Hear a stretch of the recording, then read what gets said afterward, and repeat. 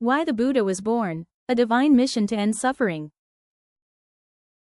Siddhartha Gautama was no ordinary being. His birth over 2,500 years ago in Lumbini, Nepal, was not merely a royal event, it was a cosmic moment.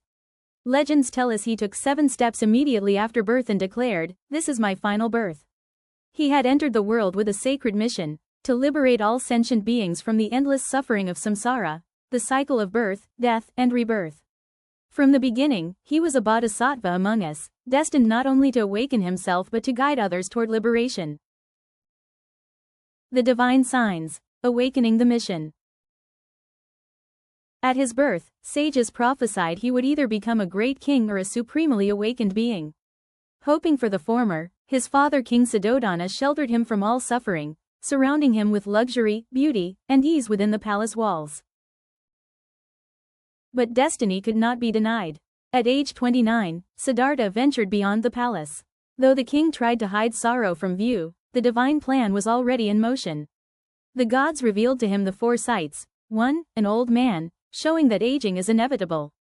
2. A sick man, revealing the body's vulnerability. 3. A corpse, the inescapability of death. 4. A wandering ascetic, offering hope that peace and liberation were possible. These were not random encounters, they were sacred revelations. They shattered the illusion of permanence and comfort, awakening the bodhisattva to his mission. Siddhartha saw the world as it truly was, marked by impermanence and suffering, and knew he must find the way out. The search and realization. He renounced his royal life, wealth, and family to become a wandering seeker. For 6 years, he practiced severe asceticism, denying his body to the brink of death. Yet enlightenment eluded him. One day, as he lay weakened, a kind milkmaid offered him rice milk. This compassionate act revived his strength and illuminated a profound truth: neither indulgence nor deprivation leads to awakening. The path is the middle way. With renewed resolve, Siddhartha sat beneath the Bodhi tree, vowing, "I will not rise until I attain full awakening." Through deep meditation, he saw through the illusions of self, craving, and permanence. He saw the causes of suffering and how it could end. In that moment, he awakened. He became the Buddha, the enlightened one, who would shine light into the deepest corners of human ignorance. The 4 Noble Truths. From his awakening, he shared the 4 Noble Truths, the foundation of Buddhism and the first gift he offered to the world. Dukkha, life is marked by dissatisfaction and suffering. Even joy is fleeting. Samudaya, the root of suffering is craving, for pleasure, permanence, and escape. These desires trap us in samsara. Nirodha, suffering can end by letting go of craving and attachment. Magga, the path to liberation is the Noble Eightfold Path, a guide for wise and compassionate living. The Noble Eightfold Path. The Eightfold Path is not a checklist, but a lifelong practice unfolding uniquely for each person. It's traditionally grouped into 3 areas: wisdom, ethical conduct, and mental discipline. Wisdom, prajna, right view, seeing reality clearly. Right intention, committing to kindness and renunciation.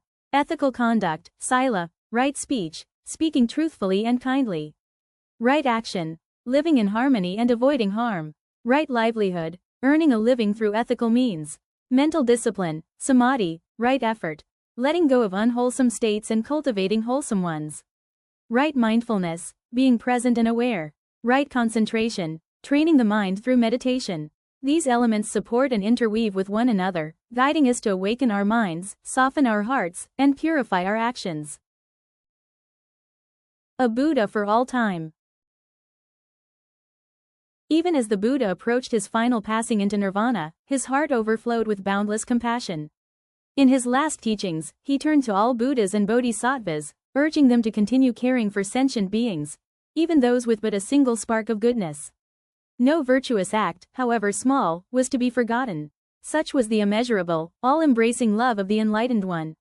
This divine intent echoes through the Earth Store Sutra, where Earth Store Bodhisattva vows not to rest in Buddhahood until every hell is emptied and all beings are set free. His vow became the living expression of the Buddha's compassion, a vow born not of obligation, but of sacred love for those still lost in suffering. Though the Buddha crossed into nirvana, he did not abandon the world. Through the vows of great bodhisattvas, his presence still breathes among us, guiding, watching, and lighting the way for those who seek the end of sorrow. This is the Buddha's legacy, not only to reveal the path to liberation, but to fill it with light-bearers who walk beside us. His love continues, not as memory, but as a living force, for all who walk the path of awakening. Conclusion. The Four Noble Truths and the Noble Eightfold Path are not relics of the past, they are timeless guides to an awakened life. Every moment we practice mindfulness, choose compassion, or let go of craving, we take a step closer to liberation. Thank you for watching. In my next video, I'll explore how to apply each part of the Eightfold Path in daily life. If this message touched your heart, please like, subscribe, and share. May the Buddha's compassion bless your journey, and may you walk your path in peace.